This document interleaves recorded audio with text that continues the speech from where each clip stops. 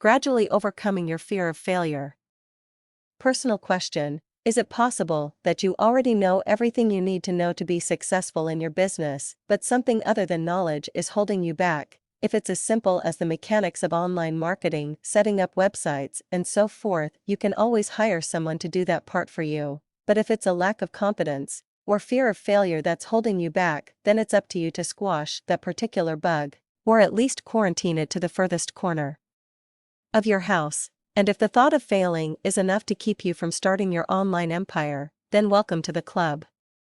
We have a lot of members, because frankly fear of failure is one of the biggest stumbling blocks to success. Fear of failing is so oppressive and destructive, it can cause you to willingly set aside your dreams forever. So why do we fear failure so much? It goes back to life experiences that inadvertently taught us it's better not to risk than to risk and lose. When you fail at something, it's natural to worry what other people will think about you and if they will lose interest in you. You worry about how smart and capable you are, and whether you can effectively pursue future endeavors.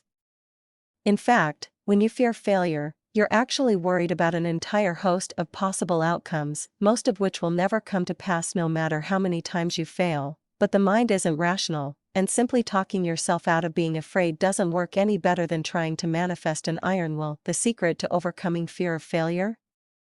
There are several, but we'll give you one here that you can use right away. Experiments in the 1970s showed that there are two distinct groups of children when it comes to learning new skills. There are the ego-oriented children whose main concern is to not lose face in front of their friends. Some of these children fear failure so much they invent ways to get out of the activity, do the activity in such a way that they cannot possibly fail, or make it impossible to succeed so that failing doesn't hold a stigma. The second group of children is what they term mastery-oriented. These kids don't care as much about losing face as they do about acquiring a new skill. In fact, they realize that initially failing is simply a part of the process of learning and take it in stride.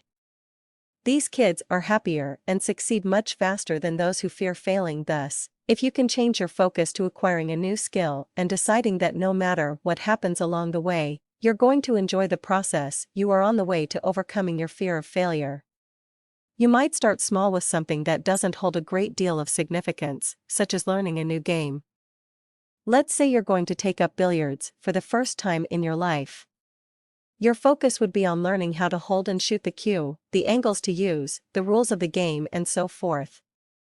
When you miss a shot or scratch, it's no big deal, because you know that's part of the process and you're just learning. You might be astonished at the difference it makes. You'll be happier, you'll have less stress, and you'll learn your new skill much faster. From here you might stretch yourself further by doing things that scare you.